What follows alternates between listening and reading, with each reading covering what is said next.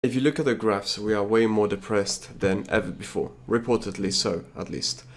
Is this really the most important thing to look for?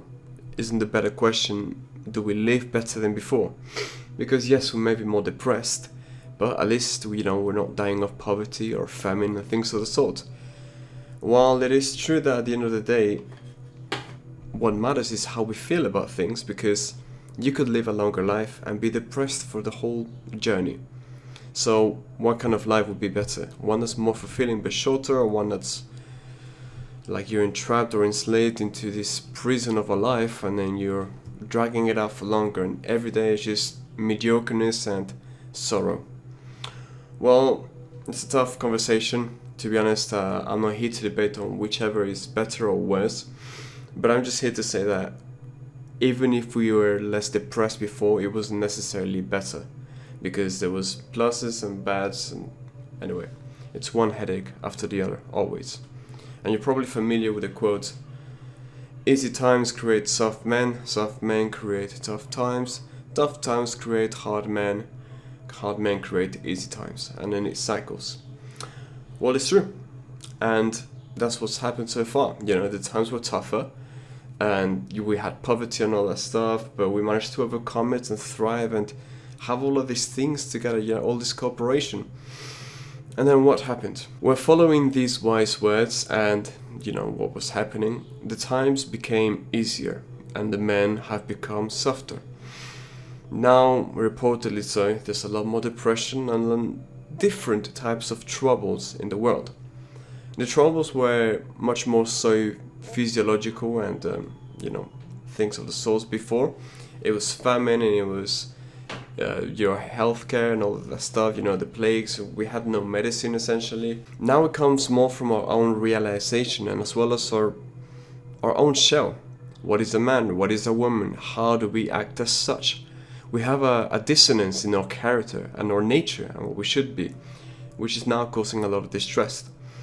But, intrinsically or just with an observant eye, it's easy to say that the times now are a lot easier than before. And it's the last time I repeat it. Nevertheless, it is just as hard mentally, if not harder. We are reporting more depression. So what could we do to stop this loop of the wise words of easy times, hard men, or whatever?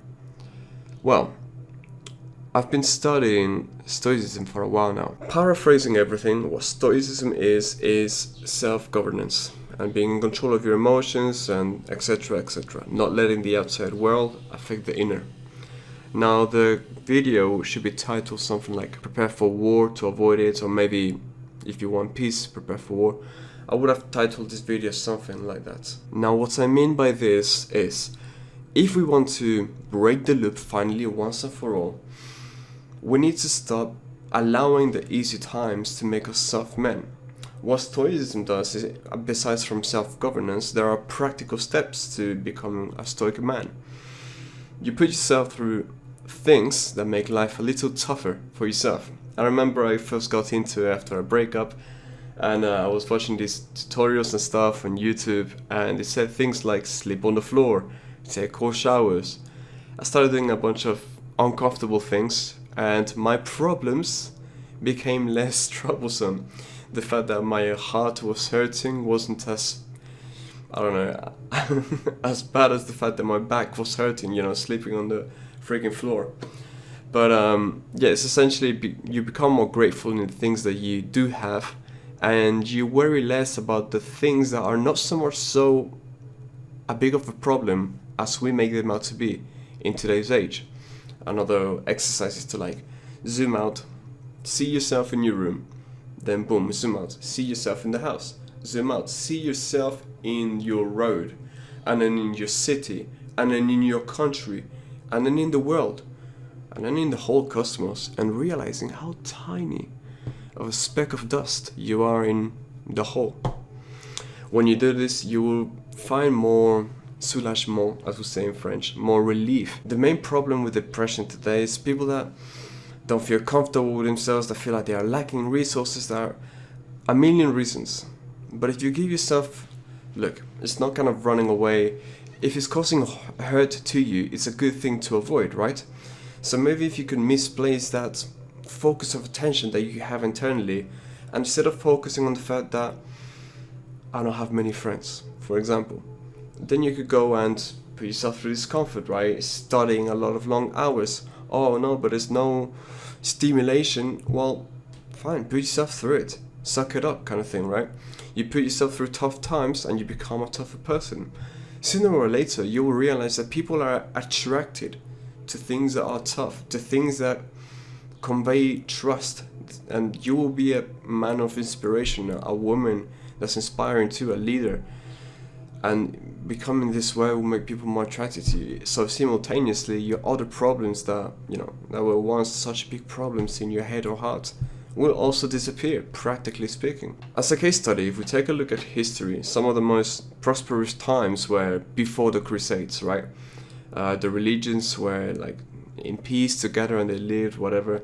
I'm not too versed, but this is roughly how it went, I believe. Now, the reason that this happened is because religion as one pushes out a lot of discipline, humility, and all that stuff. So even if you have resources, even if you have abundance, be more humble, sit down, and do not overconsuming gluttony in sex, women, whatever, right? Be a more pious person. And of course, we're not going to have anything like a new religion, at least it doesn't look like it anytime soon.